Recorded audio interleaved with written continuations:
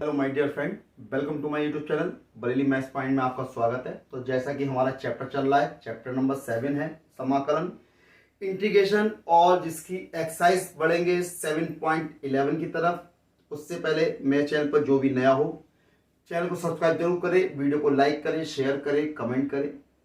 तो बढ़ते हैं एक्सरसाइज 7.11 की तरफ। लेकिन उससे पहले कुछ महत्वपूर्ण बातें जो आपको बहुत जरूरी है बता देना चाहते हैं। अब वो बातें क्या हैं, या कुछ इंपॉर्टेंट फॉर्मूले समझ लो, या गुणधर्म समझ लो, या प्रॉपर्टीज कह लो, कुछ भी कह सकते हैं, लेकिन आपको बहुत जरूरी है। एक्सरसाइज है 7.11, लेकिन 7.11 को करने से पहले आपको ये प्रॉपर्टी याद होनी चाहिए। किसकी? निश्चित समाकलन की। तो बात आती है निश्चित समाकलनों के कुछ गुणधर्म जो हैं, यानी कुछ गुणधर्म, यानी कि कुछ प्रॉपर्टी, यानी जिनके बिना आप सवालों को हल नहीं कर सकते। इनका याद होना बहुत जरूरी है। तो इसलिए आपको पहले ये प्रॉपर्टी आपको याद होनी चाहिए। तो आपको लाइन से बताते हैं कौन कौन सी प्रॉपर्टी होती है। तो निश्चित समाकलन, भाई आप निश्चित समाकलन का मतलब तो जानते हैं, यानी कि जिसका मान निश्चित होता है। निश्चित समाकलन यानी जिसमें लिमिट लगी होती है। तो लेकिन इन सवालों को करने के तरीके भी अलग अलग हैं।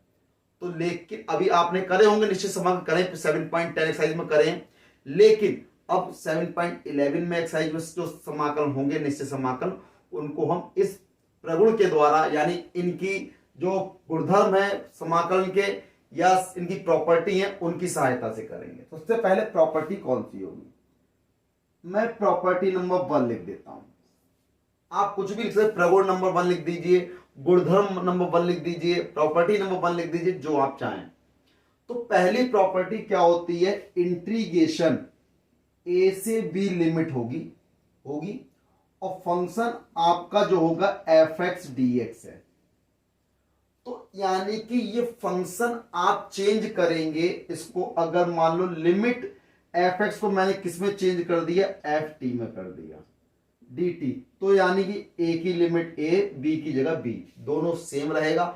उसकी वजह क्या है? जैसे कि आपने मान लिया x इजिकल टू टी मान लिया, तो दोनों का डिफरेंशियल करोगे, dx हो जाएगा, इसका कितना हो जाएगा? dt है। dx की जगह पे dt आ गया, x की जगह पे t आ गया, तो दोनों सेम ही है। तो उनकी प्रॉपर्टी, उनकी लिमिट भी सेम रहेगी, यानी a की जगह a रहेगा, b की जगह b रहेगा। तो ये क्या है? निश्चित समाकलन की पहली प्रॉपर्टी है, P1 नाम जिसे हमने दे दिया। ठीक, P1 नाम हो गया। अब बात आती है P2, property number 2। Property number 2 क्या है? अब प्रॉपर्टी नंबर 2 क्या है? अब देखिए, लिमिट आपको दी है ए से b, F x D x.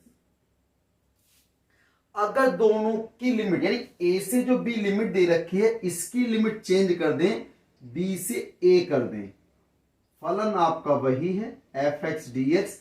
तो यहां पर क्या आ जाएगा? माइनस आ जाएगा। इस चीज का विशेष ध्यान देना है, क्योंकि किसी किसी क्वेश्चन में ऐसा होता है कि लिमिट आपको, जैसे यहां तो जैसे ए से बी दी है, यानी ए से बी की तरफ बढ़ रहे हैं, कहीं सी से ए दे देंगे तो उल्टा हो जाएगा। उसको सीधा करने के लिए हम करेंगे क्या? उसका इंटीग्रेशन करेंगे तो माइनस में आ जाएगा। तो इसलिए हम पहले से उसको चेंज कर लेते हैं।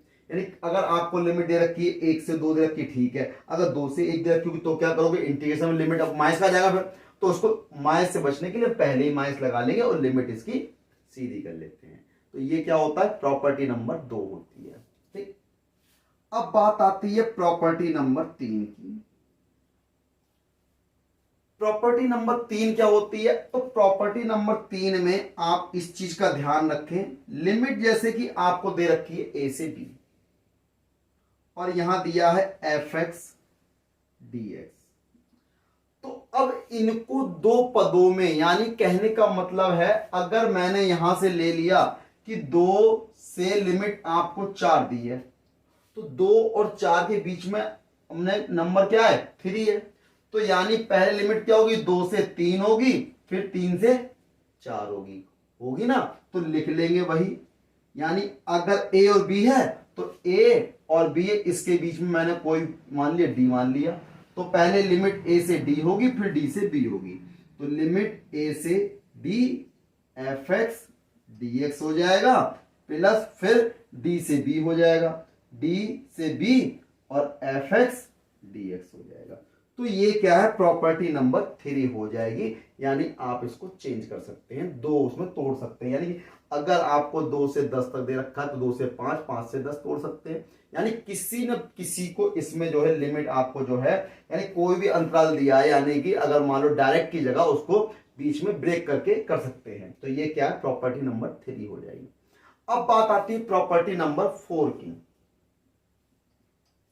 प्रॉपर्टी नंबर 4, लिमिट ए से b F x D x is equal to, तो अब इसमें क्या करते हैं, लिमिट ए से बी है, यानी कि f a plus b minus का एक्स डी एक्स, यानी दोनों लिमिट को ऐड करके उसमें से x को घटा देते हैं। ये क्या होती है, प्रॉपर्टी नंबर 4 होती है। यानी यहां a से b लिमिट दे रखा, एफ एक्स डी एक्स दिया हुआ है, और a से b f a plus b minus x D x.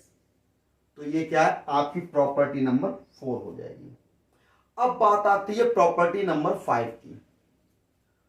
Property number 5 इसी से रिलेटिव है, यानी इसी की तरह है। इसको अगर यहां पर 0 to a f x D x है, तो इसको आप 0 to a f a minus x D x लिख लेते हैं। यानी अगर 0 से a दिया है तो 0 से a है तो F a minus x D x हो जाता है। यानी प्रॉपर्टी नंबर 5 में क्या है, 0 से a f x D x है बराबर 0 से a f a minus x D x हो जाता है। ये प्रॉपर्टी नंबर 5 है, ये यूज में आती है आपकी। तो भाई अब इसको आपको विशेष ध्यान देना है। तो यानी ये पहली प्रॉपर्टी आपकी कितनी थी भाई, क्योंकि अब मैं इसको रफ करूंगा, स्पेस नहीं है, तो मैं फिर समझा दूं इसको एक बार। प्रॉपर्टी नंबर 1 क्या है, G A to B F x D x है, तो ये ए टू बी रहेगा लिमिट, फंक्शन क्या में टी में चेंज हो जाएगा। कैसे चेंज होगा, अगर x बराबर आप t मान लेते हैं, डिफरेंस करो dx is equal to dt, dx की जगह पे dt आ रहा है तो फंक्शन x से t पे आ रहा है, तो a की जगह a रहेगा, b की जगह b रहेगा। पहली प्रॉपर्टी है। दूसरी प्रॉपर्टी a से b f x D x है, अगर आप लिमिट को चेंज करते हैं ऊपर से नीचे तो क्या होगा, माइनस का साइन आ जाएगा, एफ एक्स डी एक्स, ये हो गया। फिर तीसरी प्रॉपर्टी है property a to b f x D x is equal to, तो इसको हम ब्रेक कर सकते हैं दो के रूप में, a टू d और d से b, तो एफ एक्स डी एक्स और d से b f x D x दोनों में तोड़ सकते हैं। तो ये प्रॉपर्टी नंबर 3 हो जाएगी आपकी।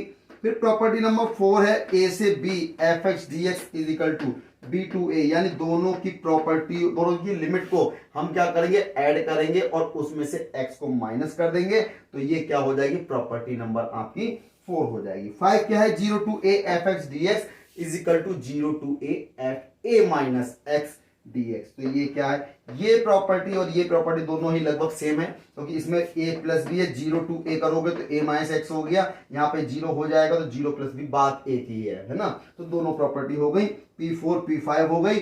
अब इसके आगे की प्रॉपर्टी के लिए हम इसको रफ कर देते हैं, ये आपने नोट कर ली होगी। अब बढ़ते हैं अगली प्रॉपर्टी की तरफ, तो प्रॉपर्टी नंबर 6 पर।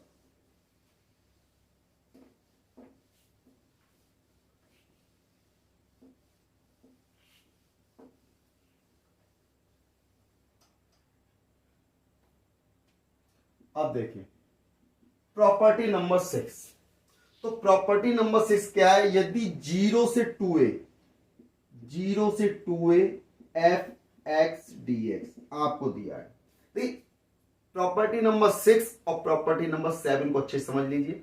0 से 2a F x D x आपको दिया है, तो इसका जो मान होगा, लिमिट होगी, 2 पहले आ जाएगा, 0 टू a हो जाएगा, 2 पहले आ जाएगा, 0 टू a हो जाएगा एफ एक्स डी एक्स, ठीक, ये होगा।